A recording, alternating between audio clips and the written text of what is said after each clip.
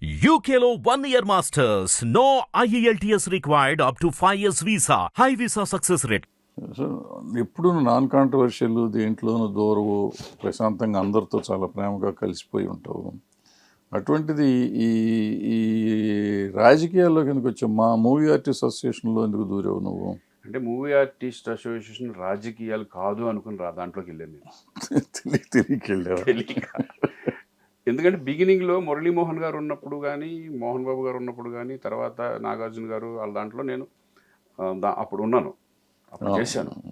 అప్పుడంతా ఏంటంటే ఒక వేరే రకంగా ఉండేది అంతా. అంటే చక్కగా అసలు ఎక్కడ పాలిటిక్స్ కానీ ఇది కానీ ఎవరైతే కనుక చేశారో వాళ్ళు అలా ఉండేది. రాను ఏమైపోయిందంటే నేను అసలు యాక్చువల్గా నాకు ఇంట్రెస్ట్ లేదు, నుంచోవాలని ఇంట్రెస్ట్ లేదు. ఇలా శివాజీరాజు బలవంతం చేసి 1-2 సార్లు నేను కూడా తిట్టా, ఎందుకు వెళ్తాను. శివాజీరాజు వాళ్ళు ఏంటంటే ఉంటే బాగుంటుంది బాబా, ఎందుకంటే మేము క్రికెట్ అన్నీ చేశాను. ఎక్స్పీరియన్స్లో ఏంటంటే శ్రీకాంత్ ఉంటే బాగుంటుంది, ఫండ్ రైజింగ్ బాగుంటుంది అని చెప్పి నన్ను బలవంతం చేసి సరే ఓకే ఏముందిలే హెల్ప్ అవుద్ది కదా, మూవీ అసోసియేషన్కి హెల్ప్ అవుద్ది కదా అని చెప్పేసి నేను ఉండటం జరిగింది. ఆ టైంలో కొన్ని ఇన్సిడెంట్లు, అది మీ అందరికీ తెలుసు, అది ఇండస్ట్రీ వాళ్ళందరికీ తెలుసు. అది మేము ఒక ఫంక్షన్ అమెరికాలో ఫంక్షన్ చేసినప్పుడు జరిగిన ఇన్సిడెంట్, డబ్బులు ఇదైపోయిందని, మ్యానిపులేషన్ అయిపోయిందని, ఇదని ఒకడు మా మీద బురదలడం, అది కాంట్రవర్సీ. మేము వేసిన కాంట్రవర్సీ కాదు, వాళ్ళు మా మీద ఒక కాంట్రవర్సీ చేశారు. దాన్ని అందరూ సినిమా ఉన్న పెద్దలందరూ అది నిజమా అబద్ధమా, లేదా కమిటీ చైర్మన్ నేనే, కమిటీ చైర్మన్ మీరే, మీరు కూడా చెప్పారు, ప్రెస్ మీట్ పెట్టి చెప్పలేదు కానీ మొత్తం మీద అలా సర్ది చెప్పేశారు. ఇది ఎందుకులే గొడవలు, అంటే రెండో వాళ్ళని తప్పుపడకూడదు, గొడవలు ఎందుకులే అని మీరు నాకు చెప్పడం జరిగింది. ఇక దాని తర్వాత అది జరిపోయింది, ఇన్సిడెంట్ జరిగింది, దాంట్లో ఏమి లేదని తేల్చారు. అది ఎందుకు అలా చేశారు అనేది వాళ్ళకే, వాళ్ళ విద్యుత్కి వదిలేస్తాం. అది ఎందుకు చేశారు ఏంటి అనేది దాని గురించి ఇప్పుడు డిస్కషన్ అనవసరం. ఎందుకంటే అయిపోయిన దాని గురించి మనం తవ్వుకోవడం అనేది అది కరెక్ట్ కాదు అని నా ఉద్దేశం. వాళ్ళకున్న ఎమోషన్స్ వాళ్ళకి అప్పుడు ఉంటాయి, వాళ్ళు ఏ ఉద్దేశంతో చేశారు అనేది మనకు తెలియదు. బట్ చాలా హర్ట్ అయినాను. ఫస్ట్ టైం మా మీద ఇంత కష్టపడి చేస్తున్నా కూడా ఇలా చేశారు అంటే అప్పుడు గుర్తొచ్చింది, ఓహో ఇది కూడా రాజకీయంగా తయారైపోయింది అసోసియేషన్ అని. ఎప్పుడైతే రాజకీయంగా తయారైపోయిందో అప్పటి నుంచి నేను ఇంకా ఉండకూడదనే డిసైడ్ అయ్యాను మళ్ళీ. అయినా సరే మొన్న లాస్ట్ టైం ప్రకాష్ రాజ్ గారి ప్యానల్లో మళ్ళీ నన్ను బలవంతం చేసి, అంటే ఒకటి నేను ఉండను అంటే కనుక ఎవడో ఏం చేస్తలేదు, బట్ సేమ్ బాగుంటుంది, కొంచెం మంచి పనులు చేద్దాము అనేది ప్రకాష్ రాజు వీళ్ళందరూ చెప్పబట్టి మళ్ళీ ఉండటం జరిగింది. మీకు తెలుసు అది ఒక రకరకాలుగా వెళ్ళిపోయింది. అది కాంట్రవర్సీ అనలేండి, అది కాంట్రవర్సీ ఏం కాదు. ఒకళ్ళకొకళ్ళు అనుకోవడం, అప్పటికప్పుడు వాళ్ళు గెలవాలని వాళ్ళు, మేము గెలవాలని మేము, ఒకళ్ళ మీద ఒకళ్ళు అలా వేసుకోవడం, అది సామాన్యమే. బట్ ఏదేమైనా ఒక పాలిటిక్స్ని మైర్పించే విధంగా మన మూవీ ఆర్టిస్టేషన్ జరిగిపోయింది అనేసి నేను అనుకున్నాను. ఇంకా లైఫ్లో అంటే నేను డిసైడ్ అయ్యింది ఏంటంటే దాని జోలికి వెళ్ళకూడదని డిసైడ్ అయ్యాను. కానీ నా ఉద్దేశంలో మీరంతా రిజైన్ చేయాల్సింది. గెలిచిన వాళ్ళు ఎంతమంది గెలిచారు, గెలిచిన వాళ్ళు కంటిన్యూ అయ్యి అసోసియేషన్ కోసమే కదా మీరు కంటెస్ట్ చేశారు.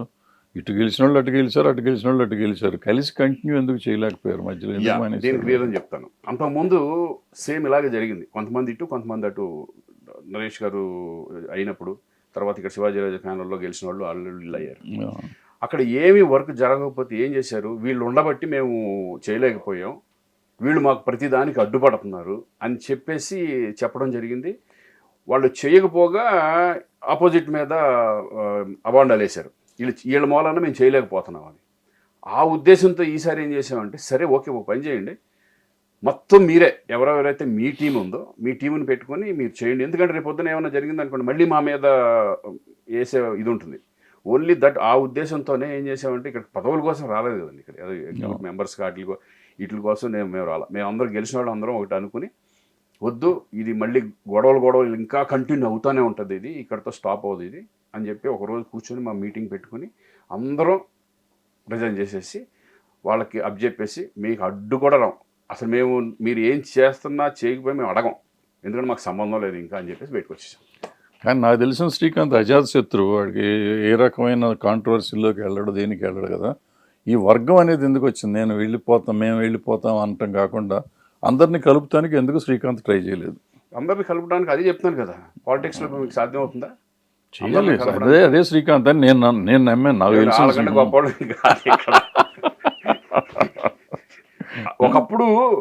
ఇప్పుడు బిగినింగ్లో మీరు చూసారు క్రికెట్ మ్యాచ్ ఎందుకు స్టార్ట్ అయింది? ఓన్లీ నలుగురితో స్టార్ట్ చేసాం క్రికెట్ మ్యాచ్. అంటే మూవీ ఆర్టిస్ట్ ఫండ్ లేని టైంలో ఫండ్ కావాలి అనుకున్నప్పుడు ఎలా చేస్తే బాగుంటుంది అనుకుంటే నాకు పుట్టిన ఐడియా ఏంటంటే క్రికెట్. అంటే నాకు బాగా ఇంట్రెస్ట్ కాబట్టి క్రికెట్ ద్వారా మనం చేద్దాం. ఎందుకంటే ఈ డ్యాన్సులు చేసి అవి చేసి కొంచెం ఇదిగా ఉంటుంది, ఇదైతే బాగుంటుంది అనుకుని క్రికెట్ స్టార్ట్ చేయడం జరిగింది. అప్పుడేంటి చిరంజీవి గారు, నాగార్జున, వెంకటేష్, బాలకృష్ణ, నాకు తెలిసి ఇండస్ట్రీలో ఉన్న ఆర్టిస్టులు అందరూ క్రికెట్లో పాల్గొన్నారు. 3 సీజన్స్, 3 సీజన్స్. అప్పటి వరకు ఏ ప్రాబ్లం లేదు, ఎందుకంటే అందరూ కలిసి అసోసియేషన్ గురించి మంది అనే ఫీలింగ్తో చేయడం జరిగింది. ఎప్పుడైతే ఫండ్స్ అన్నీ వచ్చేసిన తర్వాత ఒక్కొక్కరు నేను ప్రెసిడెంట్ అవ్వాలి దీనికి అవ్వాలని ఒక రైజ్ అయిన తర్వాత, ఒకదాన్ని అక్కడ నిలబెట్టిన తర్వాత ఇక మీకు అర్థం, మీకు తెలియదు ఏముంటుంది, మేము అని వచ్చేస్తూ ఉంటారు. అక్కడ నుంచి స్టార్ట్ అయిపోయింది ఈ పాలిటిక్స్ స్టార్ట్ అయిపోయి, మీకు తెలుసు కదా అంతా, ఆ పాలిటిక్స్ స్టార్ట్ అయిపోయింది. నేను నుంచోవాలి, మేము ప్రెసిడెంట్ అవ్వాలి. అదేదో ఒక prestigious movie artist association president అంటే కనుక ఒక పెద్ద పిఎం లెవెల్లో ఆలోచించుకున్నారు వాళ్ళు మైండ్లో. నన్ను ఎన్నోసార్లు నుంచోమన్నారు, నేను నుంచోను. బతిమాలేవాళ్ళం ఒక్కొక్కళ్ళు, మీరు నేను ఎప్పుడు కూడా అది కాదు కావాల్సింది. నేను ఎగ్జిక్యూటివ్ మెంబర్గా ఉన్నా లేకపోతే కమిటీ మెంబర్గా ఉన్నా కూడా నా పనులు నేనే చేసేవాడిని మొత్తం. ఆ క్రికెట్ కానీ ఇది కానీ ఎప్పుడు అదే క్రికెట్ ఈరోజు CCL లెవెల్కి వెళ్ళింది. అలా చేసుకుంటూ మేము రావడం, తర్వాత ఈ ఆధిపత్యం, ఇది ప్రెసిడెంట్ అవ్వాలి అని ఒక్కొక్కళ్ళు కోరికలు, ఆ గొడవల్లో ఒక్కొక్కళ్ళు రూట్లు మారిపోయి వాళ్ళని కలుపుకొని వీళ్ళంటే ఈ గ్యాంగ్ అని, ఈ గ్యాంగ్ అని చెప్పేసి ఇలా స్టార్ట్ అయిపోయి నమస్కారం పెట్టి బయటకు వచ్చేసాం. కాదు, ఇప్పుడు క్రికెట్ ఆడి అప్పట్లో మనం ఫండ్ రైజింగ్ కోసం కూడా క్రికెట్ ఆడాం 2-3 సార్లు. 2-3 టోటల్ ఇండస్ట్రీ అందరూ మొదలెట్టింది ఆడు. తర్వాత దాన్ని నువ్వు CCL గా మార్చావు. CCL అంటే మూవీ ఆర్టిస్ట్ అసోసియేషన్ కోసం మార్చాం. తర్వాత దాన్ని ముందు చేసింది దీనికోసం చేసింది మొత్తం అసోసియేషన్. ముందు మేము అక్కడ అమితాబ్ బచ్చన్ అది వేరు. ముందు అది అక్కడి నుంచి స్టార్ట్ చేసి గవర్నమెంట్ కి సంబంధించిన అప్పుడు 2 సార్లు చేసినాక 3వసారి మీరు మూవీ ఆర్టిస్ట్ అసోసియేషన్ కోసం మొదలెట్టి అక్కడి నుంచి దాన్ని CCL విష్ణువుని కలుపుకొని చేసుకుంటూ వచ్చారు. సో అట్లా మారింది అది. అంటే మీరు ఫండ్ రైజింగ్ అని మూవీ ఆర్టిస్ట్ అసోసియేషన్ నిలబెడదామనో లేకపోతే ఏదో వాట్ ఎవర్ సోషల్ కాజ్ కోసం వచ్చారు కదా. మరి మిగతా సోషల్ కాజుల కోసం మీరు రావట్లేదు అంటారు. అది కాకుండా ఇప్పుడు నా పాయింట్ ఏంటంటే, ఇవాళ ఆర్టిస్టులు ఆ రోజుల్లో మీ రెమ్యునరేషన్స్ పెద్ద స్టార్ల రెమ్యునరేషన్స్ కూడా తక్కువే ఉండేవి. ఇవాళ చాలా ఉంది కాబట్టి ఇవాళ కూడా ఫండ్ రైజింగ్ చేయాలా, మనం ఎవరైనా డబ్బులు ఇచ్చేయచ్చు. ఎందుకంటే ఒక క్రికెట్ మ్యాచ్ ఆడాలన్నా లేకపోతే ఒక ఈవెంట్ చేయాలన్నా, మనం 75 years చేసినట్లు లాంటి ఈవెంట్, 100 years లాంటి ఈవెంట్ చేస్తే వారం రోజులు ఇండస్ట్రీని ఆపేసి అందరు ఆర్టిస్టులు పనిచేసి నేర్చుకుని మళ్ళీ చేస్తే హార్డ్లీ 10 కోట్లు, 20 కోట్లు, 30 కోట్లు వస్తుంది. బట్ ఇవాళ ఆర్టిస్టులు అందరూ తలుచుకుంటే 10 కోట్లు, 20 కోట్లు అనేది చాలా చిన్న అమౌంట్ ఇవాళ. డెఫినెట్గా చిన్న అమౌంట్. బట్ అది ఎవరు ఇనిషియేట్ చేసుకుని, మీకు గుర్తుందో లేదో, ఫస్ట్ టైం ఇప్పుడు ఒకసారి మనం అడిగితే వెంకటేష్ గారు వద్దు నేను డబ్బులు ఇస్తాను, అందరం డబ్బులు ఇద్దామని ఈవెంట్ చేయొద్దు అని ఒకసారి చెప్పారు, నాకు గుర్తు ఒకసారి. సో అట్లా ఇప్పుడున్న పరిస్థితుల్లో అది బెటర్ ఏమో కదంటే. ఈ మధ్యకాలంలో లాస్ట్ బిఫోర్ ఇయర్ ఒకసారి అందరూ తలా ₹1 కోటి కూడా ఇచ్చి అట్లా చేశారు. సో అటువంటి చేయొచ్చు కదా. అసలు చేస్తే ఇనిషియల్ ఎవరు తీసుకోవాలనేది ఎవరైనా తీసుకోవచ్చు. నేను అదే ఇప్పుడు ఎట్లా అంటున్నానంటే, ఇప్పుడు మొన్న ఈ కరోనా వచ్చి ఇది చేసినప్పుడు చిరంజీవి గారు వాళ్ళు మీరు అందరూ కలిపి ఇనిషియేట్ చేసుకుని ఒక ప్రాబ్లం ఉందని చెప్పేసి ఆ ప్రాబ్లంకి ఇట్లా చేయలే, అందరూ డబ్బులు ఇచ్చిన వాళ్ళే, అందరూ ఇచ్చారు. ప్రతి వాళ్ళు ప్రతి హీరో ఇచ్చారు, ప్రతి ప్రొడ్యూసర్స్ చాలా మంది చిరంజీవి గారు ఇనిషియేషన్ తీసుకున్నారు, అందరూ ఇచ్చారు. ఇండస్ట్రీలో ఉన్న ఒక లేని వాళ్ళు ఆ రోజు ఎంత హెల్ప్ అయింది అనేది CCC ద్వారా మనందరికి తెలిసింది. ఒక సిచ్యువేషన్ ఉన్నప్పుడు ఇవ్వడానికి రెడీగా ఉంటారు. అసోసియేషన్లో ఆల్రెడీ డబ్బులు ఉన్నాయి. అసోసియేషన్కి డబ్బులు ఎప్పుడు కావాలి అంటే కనుక మనకు ఒక ల్యాండ్ ఒకటి ఉందనుకోండి, ఆ ల్యాండ్ని డెవలప్ చేసుకోవడానికి వీళ్ళు ఇస్తారు. అది ఆల్రెడీ అది మేము అనుకున్నాం. జనరల్గా ఒక ల్యాండ్ అనేది మనకు ఇప్పుడు ల్యాండ్ కొనే పొజిషన్లో మనం ఇక్కడ లేవు, అసోసియేషన్ లేదు, ప్లస్ ఎవరు కూడా ల్యాండ్కి డబ్బులు ఇచ్చేంత ఉండదు. ల్యాండ్ కనుక మనకి గవర్నమెంట్ కనుక ల్యాండ్ ఇస్తే దాన్ని మనం డెవలప్ చేసుకోవడానికి ఆ బిల్డింగ్ కట్టుకోవడానికి ఈజీగా అవుతుంది. ఇంకోటి అంటే దాంట్లోంచే ఫండ్ వస్తుందిగా. ఇప్పుడు దాంట్లో థియేటర్ కట్టినా కానీ ఇవన్నీ కట్టినా అట్లా ప్లాన్ చేసుకున్నాం మేము జనరల్గా. కానీ అది గవర్నమెంటు ల్యాండ్ ఇవ్వలేదు, ఇది జరగల. అందుకే ఏంటంటే ఇది ఎవరు వాళ్ళు ఇండివిజువల్, ఇప్పుడు అది పెద్దవాళ్ళు ఒక ఇనిషియేట్ చేసుకొని చెయ్యాలి. కానీ అది కరెక్ట్ కాదనుకుంటాను నేను. ఒక్కొక్కళ్ళు ఇచ్చేసేసి అసోసియేషన్లో డబ్బులు ఎందుకు అసోసియేషన్లో డబ్బులు ఎందుకు కాదు, నేను అసోసియేషన్ కోసమే కాదు, ఇప్పుడు మేము మూవీ ఆర్ట్ అసోసియేషన్ కోసమే డబ్బులు రైజింగ్ కాదు, ఏదైనా కానీ ఎనీ ఫండ్ రైజింగ్ మనం ఇవాళ ఉన్న పరిస్థితుల్లో ఇవాళ వచ్చిన రెమ్యునరేషన్స్లో ఎవరైనా ఇండివిజువల్స్కి ఇవ్వచ్చు కదా. ఓ వారం రోజులు ఎవరికి మామూలుగా ఎవరికి ఆ ఇష్యూ ఏదైతే అది, ఇప్పుడు మూవీ ఆర్టిస్ట్ అసోసియేషన్ అనుకున్నాం అనుకో, మూవీ ఆర్టిస్ట్ అసోసియేషన్కి ఇస్తాం, గవర్నమెంట్కి ఇద్దాం అనుకుంటే గవర్నమెంట్కి ఇద్దాం. తుఫాన్ వచ్చింది, అప్పుడు మనం చేసాం వైజాగ్లో ఇల్లు కట్టించి ఇచ్చాం కదా, డబ్బులు ఇచ్చాం, అది ఇచ్చారు కదా. అది కాకుండా మేమేం చేసాం, మేము క్రికెట్ ఆడి వైజాగ్లో ₹1 కోటి వరకు ఉదు తుఫాన్ బాధితులకు ఇచ్చాం. అంటే ఇటువంటి సిచ్యువేషన్స్ వచ్చినప్పుడు గవర్నమెంట్కి సపోర్ట్ కూడా మన మూవీ ఆర్ట్ అసోసియేషన్ మన ఇండస్ట్రీ నుంచి చాలా హెల్ప్ చేసిన సందర్భాలు ఉన్నాయి. అదే నేను అంటున్నా ఉంది. అట్లా కాకుండా ఎవరి కాళ్ళు ఏం చేస్తున్నారు, ఇప్పుడు కొంతమందికి ఇండివిజువల్గా, ఇప్పుడు నేనే ఎంతో మందికి మన లేని వాళ్ళకి ఎంతో మందికి సహాయం చేసిన సందర్భాలు ఉంటాయి. అది మనం కొంతమంది చెప్పుకుంటారు, చెప్పుకోరు. అలాగే చిరంజీవి గారు కానీ మీరు కానీ పెద్దలు ప్రొడ్యూస్ కొంతమంది ఎవరి కాళ్ళు ఇండివిజువల్ చేసుకుంటున్నారు. కానీ మెయిన్ సిచ్యువేషన్ వచ్చినప్పుడు ఎలా నిలబడతారు అనేదే మనం ఆల్రెడీ చూసాం సిసిసి ద్వారా. మన కరోనా వచ్చినప్పుడు ప్రతిదానికి నిలబడ్డారు. కానీ అలా అని కంటిన్యూగా ప్రతి సంవత్సరం చేసుకుంటూ వెళ్ళలేరు. సిచ్యువేషన్ వచ్చినప్పుడు కానీ డెఫినెట్గా ఉంటారని నేను అనుకుంటాను. చేసేది నేను ఏమంటున్నానంటే, ఇంతకుముందు మనం గ్రూపులు చేసేవాళ్ళం, ఈవెంట్లో క్రికెట్ ఇంకోటి చేసేవాళ్ళం. ఇప్పుడు మనం డబ్బులు ఇస్తే చాలు కదా అనేది నా పాయింట్. ఈవెంట్లు కూడా అలా చేయలేము మనం. ఇప్పుడు రారు చేయలేరు. డైరెక్ట్గా చెప్తాను కదా, ఇప్పుడు కష్టం. అప్పట్లో అదొక ఉండేది, ఇప్పుడు కాళ్ళు ఎవరి కాళ్ళు ఇక ఇండివిజువల్ అయిపోయింది, బట్ కష్టం. ఇప్పుడు అంతకుముందు అంటే దాసనారాయణ గారు లాంటి వాళ్ళు ఉండేవారు, కలిపేవారు. ఇప్పుడు దాసనారాయణ గారు లేరు. దాసనారాయణ గారి ప్లేస్ చిరంజీవి గారు సరే. అప్పట్లో ఆ రోజులు వేరు రోజులు. ఇప్పుడు మేము క్రికెట్ ఉంది, మరి నేను కలిపానండి, ఇప్పుడు నేను కలపమంటే ఎలా ఉంటుంది? ఇప్పుడు శ్రీకాంత్ లాగా మూవీ చేసేవాడు ఉండండి. సిచ్యువేషన్ మారిపోయింది అంతే, పరిస్థితులు మారిపోయి సిచ్యువేషన్ మారిపోయింది. ఇప్పుడు డెఫినెట్గా ఇప్పుడు పెద్ద హీరోలు అందరూ ఏదన్నా సిచ్యువేషన్ వచ్చినప్పుడు అందరూ కలిసి, మొన్న అందరూ కలిసి వెళ్ళారు కదా హీరోలు అందరూ కలిపి, ఏమన్నా ప్రాబ్లం ఉంటే కనుక, ప్రాబ్లం ఉన్నప్పుడే కదా వీళ్ళందరూ కలిసి కలుస్తారు. ప్రాబ్లం ఉంది కాబట్టి వెళ్తారు, ప్రాబ్లం లేనప్పుడు సైలెంట్గా ఎవరి పని అడుగుతుంటారు. సో దేంటో నీళ్ళు పెట్టరు, మనకెందుకని నీళ్ళు పెట్టరు, ఎందుకు అవసరమా? ఒకటండి, రాజకీయాలతో సంబంధం లేనప్పుడు రాజకీయాల్లో ఏలు పెడతాం అనవసరం. నిజంగా అంటే ఒకళ్ళంటే ఒకళ్ళ కోపం, ఒకళ్ళంటే ఒకళ్ళ కోపం. మనం అందరూ ఇండస్ట్రీ అనేది ఏంటంటే అందరూ కావాలనుకుని, అందరూ కావాలి కదా సినిమా అంటే అందరూ చూడాలి, అన్ని పార్టీల వాళ్ళు చూడాలి. అందరూ పార్టీలు అంటే ఎవరు? ఇప్పుడు మనం కూడా ప్రజలమేగా. ఇప్పుడు దాంట్లో ఉన్న ఒక వన్ ఆఫ్ ద, ఇప్పుడు మేము ఓటేస్తాం, మేము చేస్తాం అంతే తప్పితే ఇది ఒక పార్టీకి సంబంధం. అది పార్టీలో ఉన్నాళ్ళు వేరు, ఆల్రెడీ ఇంట్రెస్ట్గా ఉన్నాళ్ళు పార్టీలోకి చేరడం, ఎవరు ఇష్టం వచ్చిన పార్టీలో చేరడం వేరు. అసలు ఎవరికి ఇంట్రెస్ట్ లేదు, మీరెందుకు దీన్ని సపోర్ట్ చేయలేదు అనేది అడగకూడదు. ఎందుకంటే అది మాకు సంబంధం లేదు. వాళ్ళకి ఏమైనా హెల్ప్ కావాలన్నా ఇండస్ట్రీ తరపు నుంచి చేస్తాం, అది నేను అనుకున్నాను. మీరు ఎన్ని సినిమాలు చేశారు ఇప్పటికే? 135 వరకు అయి ఉంటాయి. ఈ సినిమాల్లో బయట మార్కెట్లో అనుకుంటూ ఉంటారు కదా, సినిమా హీరోలు అంతా హీరోయిన్లు వాళ్ళకి అఫైర్లు ఉంటాయి అంటారు. మీ పెళ్లికి ముందు మీకు ఎంతమంది అఫైర్ ఉంది? మీకు తెలీదా? మీరే కదా చెప్పండి. మీ దృష్టికి ఏమైనా వచ్చినాయి చెప్పండి. నా దృష్టికి అప్పుడు వచ్చాయి. నువ్వు మంచోడు అయినా నేను అనుకున్నా, కానీ బయట అనుకుంటా ఉంటారు ఏంటని. సంబంధం లేదు. పేపర్లో అట్లా రాసి నీ ఊరిని అనుకుంటే, మేము మొన్న రాసి నేను ఏదో ఒక ఫంక్షన్కి వెళ్తే కొడతాను నిన్ను వెనకాల నుంచి కొడతాను ఎందుకు? అది ఒక ఫంక్షన్కి వెళ్ళాము ఇద్దరం. ఫంక్షన్కి వెళ్ళినప్పుడు సరదాగా చాలా సంవత్సరాల తర్వాత కలిసాం కదా.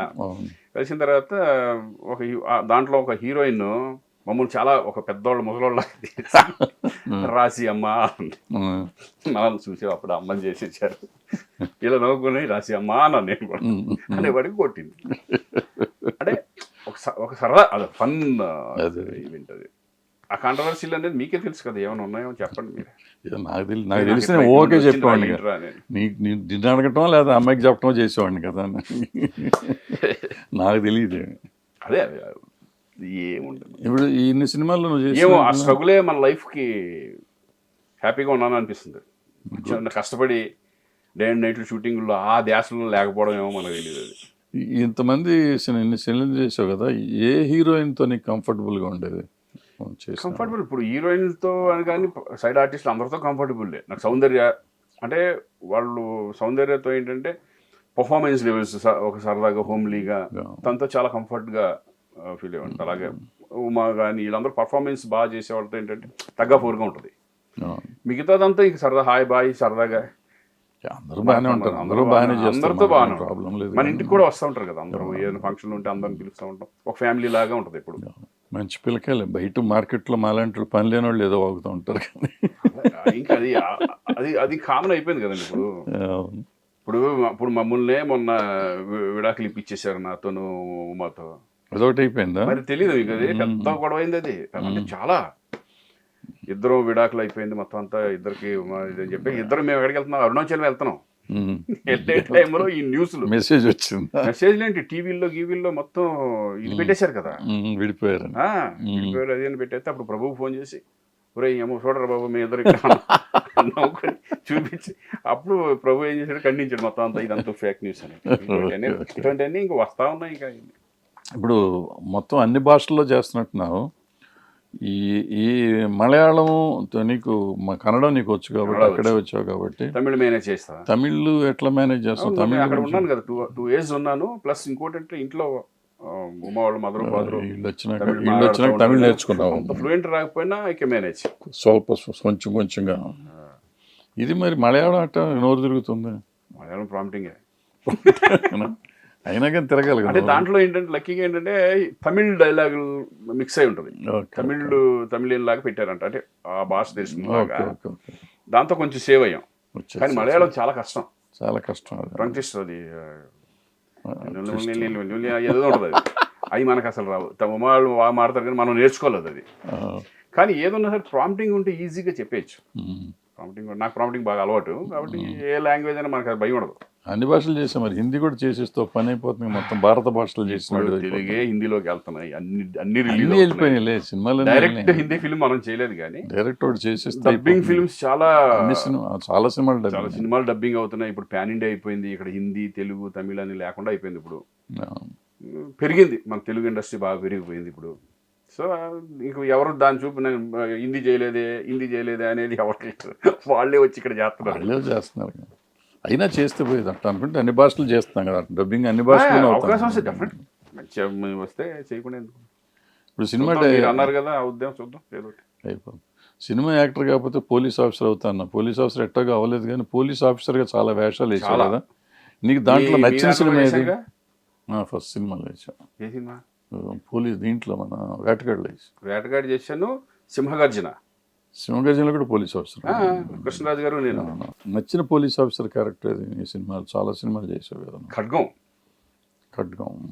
ఖడ్గంలో చేశాను. ఆపరేషన్ దుర్యోధనలో కూడా ఆఫ్ పాలిటీషియన్ ఆఫ్ ఇది ఉంటుంది కదా, సగం ఉంటుంది. ఖడ్గంలో క్యారెక్టర్ బ్రహ్మాండంగా ఇంటెన్స్ ఉన్న క్యారెక్టర్ అది. వంశీ మొన్న ఈ కోట బొమ్మాళి పిఎస్ అని పోలీస్గా చేశాను. అది కూడా మంచి సినిమా. అంటే స్ట్రగుల్ పోలీసులు ఎలా స్ట్రగుల్ అనుభవిస్తున్నారు అనే టైప్ ఆఫ్ సినిమా అది. అది కూడా వంశీతో చేసే కదా. వంశీ తిక్కలోడు అంటారు. ఎట్ట పని పడ్డావు నువ్వు? 2 సినిమాలు చేసినట్టున్నాను. అటువంటి వాళ్ళే పర్ఫెక్ట్ గా చేయగలరండి. తిక్కుంటే తిక్కలేరని కాదు అది. నేను 3 సినిమాలు చేశాను. వంశీతో ఖడ్గం, తర్వాత గోవిందుడు అందరవాడేలే, మహాత్మా. నా 100వ సినిమానే కృష్ణవంశీనే చేశాడు. మహాత్మా చేశాడు. అంటే నాకు వంశీలో బాగా నచ్చేది ఏంటంటే చాలా క్లారిటీ ఉంటుంది. మనకు ఆర్టిస్ట్కి ఏంటంటే ఇంజెక్ట్ చేసేస్తాడు ఎక్కడెక్కడ క్యారెక్టర్ ఎలా చేయాలి ఏంటి అనేది మనకు టెన్షన్ పడక్కర్లేదు. ఒక ఇన్స్పైర్ చేస్తాడు ఈ క్యారెక్టర్ని ఈ టైప్లో వెళ్ళాలరా అని. నాకు అది బాగా నచ్చుతుంది. ఆయన దగ్గరికి వెళ్ళిన తర్వాత ఒక ఇన్స్టిట్యూట్కి వెళ్ళినట్టే ఉంటుంది. అక్కడ నుంచి బయటకు వచ్చిన తర్వాత ఒక మంచి ఇన్స్టిట్యూట్లో మనం ట్రైనింగ్ అయ్యి వచ్చేవారు అనే ఫీలింగ్ 100% కృష్ణవంశీ సినిమాలో ఉంటుంది. నేను ఎప్పుడు తిక్కలేడు అనుకోండి. నేను అప్పుడప్పుడు అది ఉన్నా కూడా అది బెటరే. ఆ జనరేషన్తో చేసావు. వంశీ బ్రహ్మాండం అన్నావు.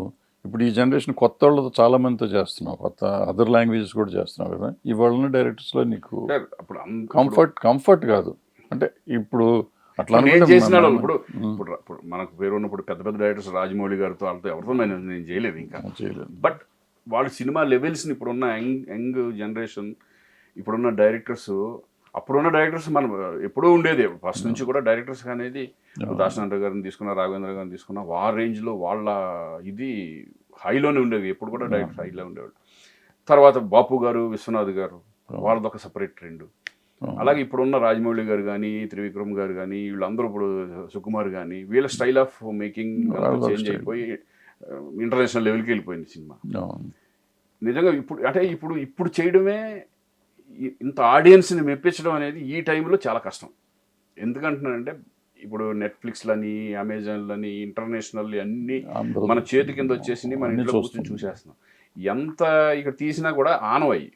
అందుకేంటంటే వీళ్ళు ఖర్చు కూడా అలాగే పెరుగుతుంది 100%. బట్ ఇప్పుడున్న డైరెక్టర్స్ కత్తిమే స్వామి లాంటిదే. ఒక 2 సినిమాలు పోతే మళ్ళీ వెనక్కి తిరిగి చూసే పరిస్థితి కూడా లేదు ఇప్పుడు. అప్పట్లో 2-3 సినిమాల్లాగా అది డైరెక్టర్ అనేవాడు కంటిన్యూ ఉండేది. హీరోలు కానీ డైరెక్టర్స్ కానీ వాళ్ళు చేసుకుంటూ అయ్యి ఉండే అప్పుడు డైరెక్టర్లు కంటిన్యూ చేసేవారు. హీరోయిన్లు జోడీ అనేవారు, సక్సెస్ఫుల్ జోడీ అని ఆ జోడీతో కంటిన్యూ. ఇప్పుడు 2 సినిమాలు చేసేసరికి తీసేస్తాం, 3వ సినిమా చేయట్లేదు. వంశీపైడిపల్లితో మొన్న నేను వారిసు సినిమా చేశాను. అంటే వాళ్ళ డెడికేషన్ ఇప్పుడున్న వాళ్ళు కూడా తెలుసు ఎలా చేయాలి ఏంటి అని. అంత డెడికేషన్ అనేది మర్చిపోవాలి ఇప్పుడు. అవి ఒకసారి హిట్ అవ్వచ్చు, ఫ్లాప్ అవ్వచ్చు కొన్ని సినిమాలు. బట్ ఒళ్ళు దగ్గర పెట్టుకునే ప్రతి వాళ్ళు సక్సెస్ అవ్వాలనే చేస్తున్నారు.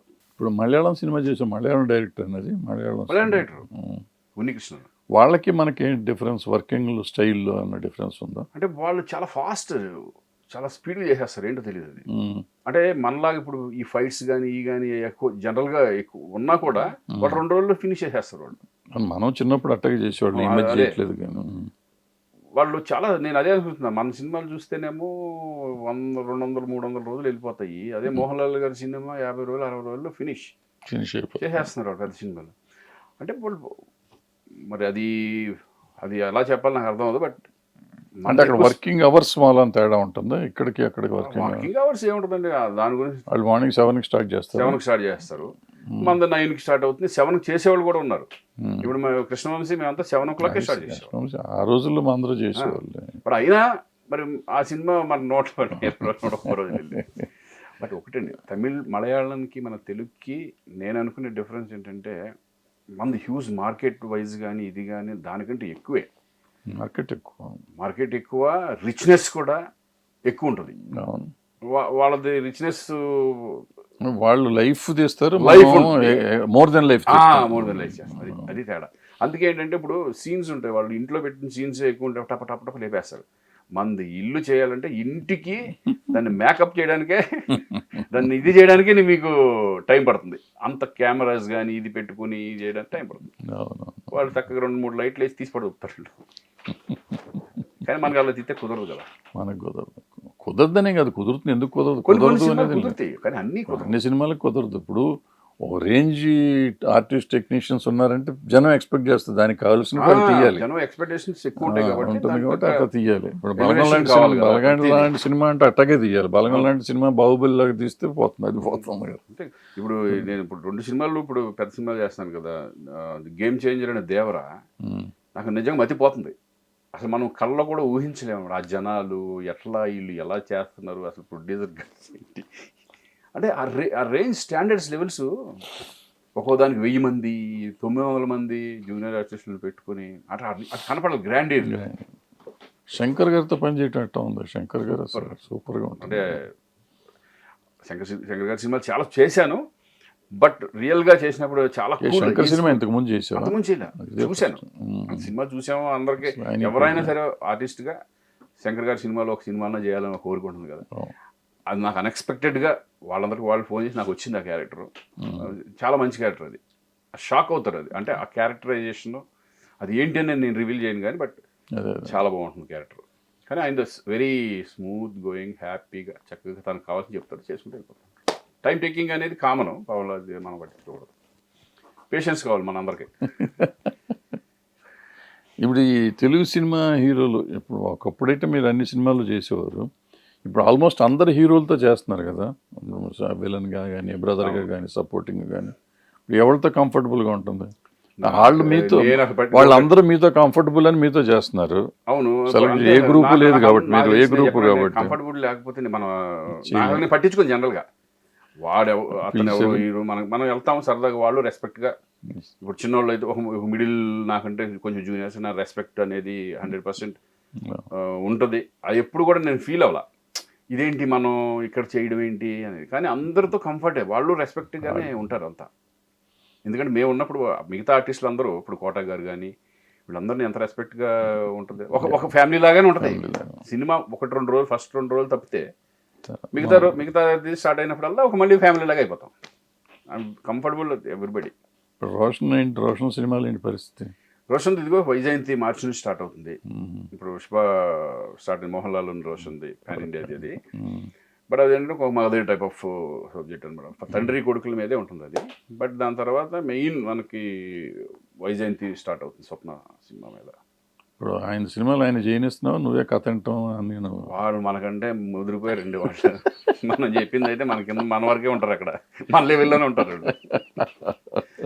ఎందుకంటే వాళ్ళకి ఆల్రెడీ నేను ఎక్కువ ఇన్వాల్వ్ అవ్వను. అంటే ఇన్వాల్వ్ అవుతుంది కథ అనేది ఫస్ట్లో బిగినింగ్లో మేము కలిసి అందరూ వింటాం, ఎవడు ఒపీనియన్ ఏంటి అనేది ఆలోచించుకుంటాం.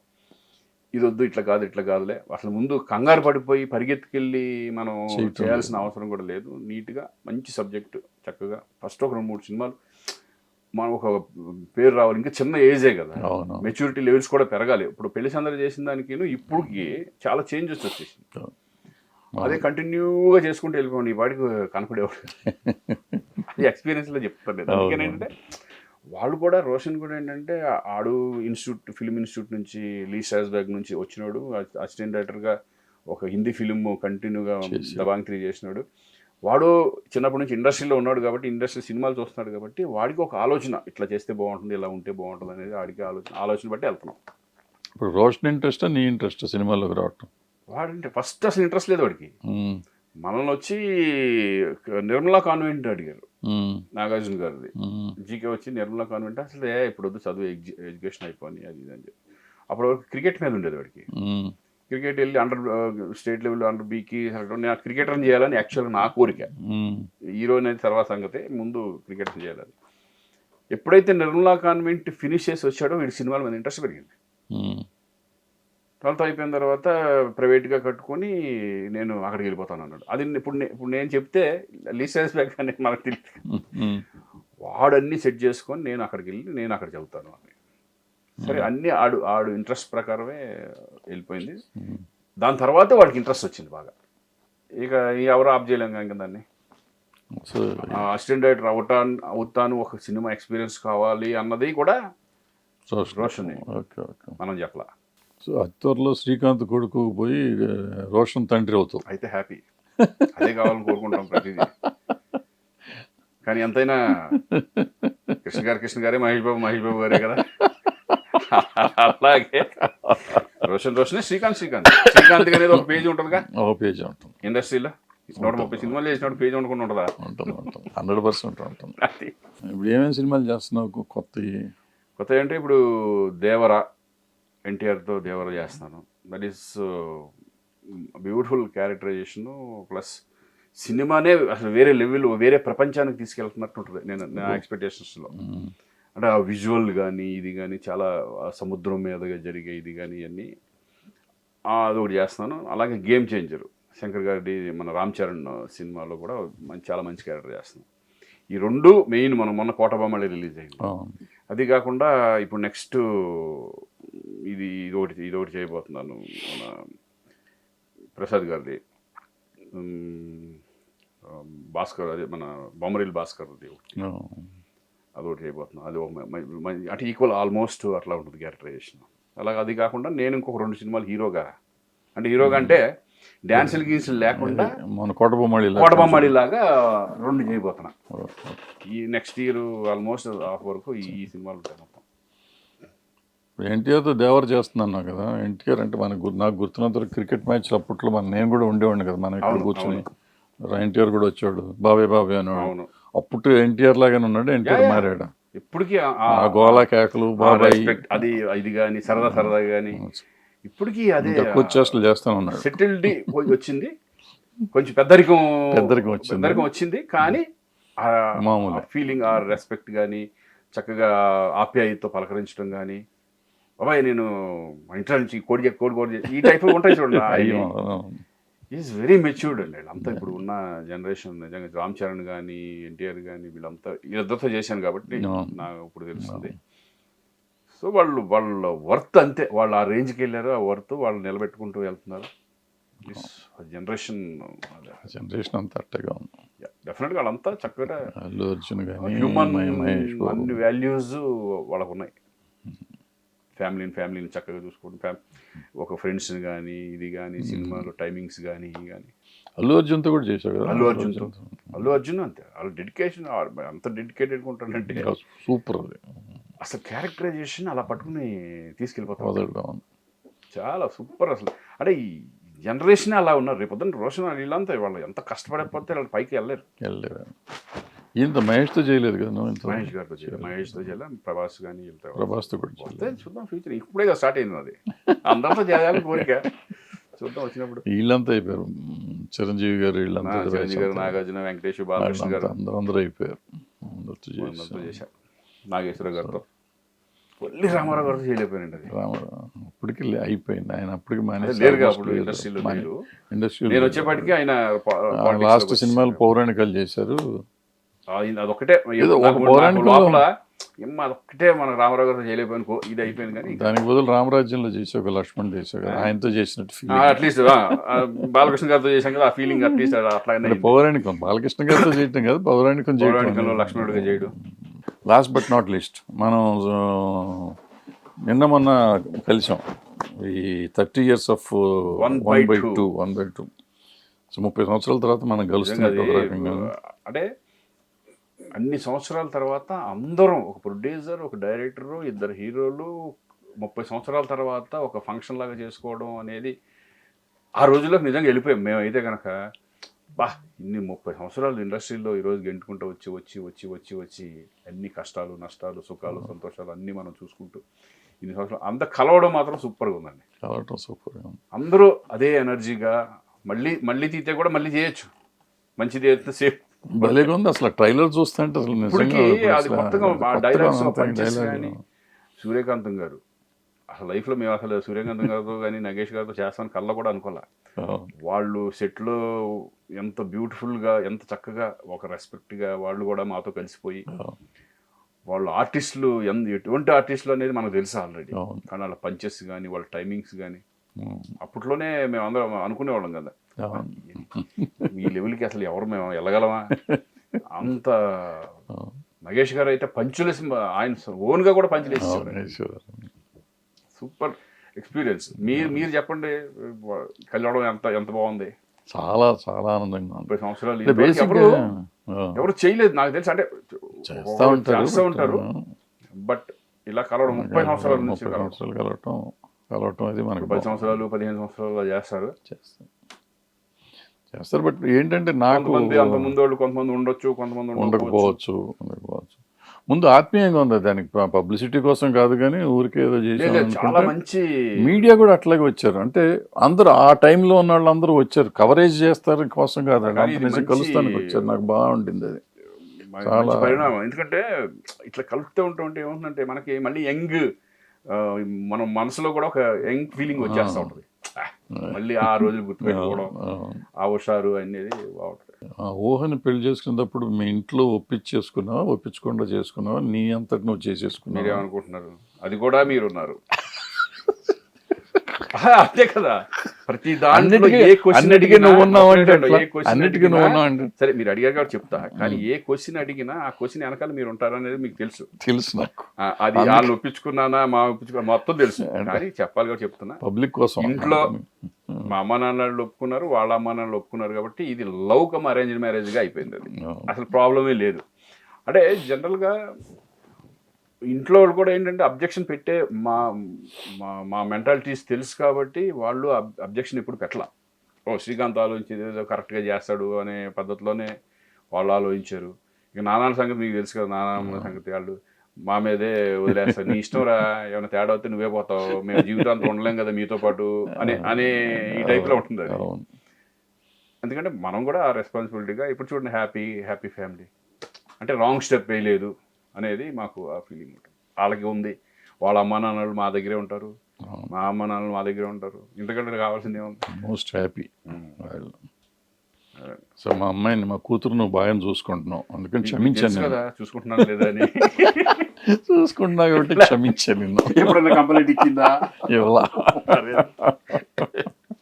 అప్పుడప్పుడు బెదిరిస్తాను, నేను చెప్తాను నిన్ను బెదిరిస్తుంది కానీ ఎప్పుడు చెప్పలేదు ఇంతవరకు. ఓకే మా right. Okay, thank thank you. నమస్తే. హిట్ టీవీ యాప్ ని డౌన్లోడ్ చేసుకోండి. ఇందులో short news, live news, entertainment movies అన్ని అవైలబుల్ గా ఉన్నాయి. Please download Hit TV app. Hit TV app. Hit TV యాప్ని ఫ్రీగా డౌన్లోడ్ చేసుకోండి.